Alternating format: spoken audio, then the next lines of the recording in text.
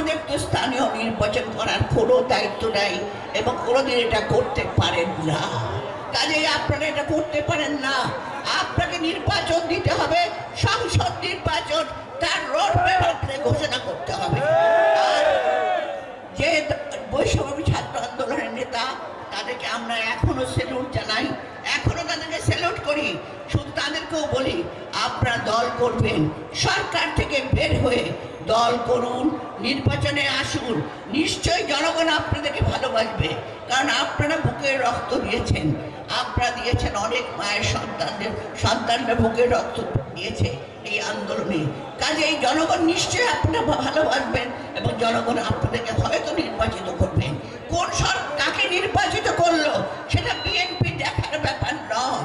BNP দেখার ব্যাপার জনগণ তার মৌলিক অধিকার ফিরে পেয়ে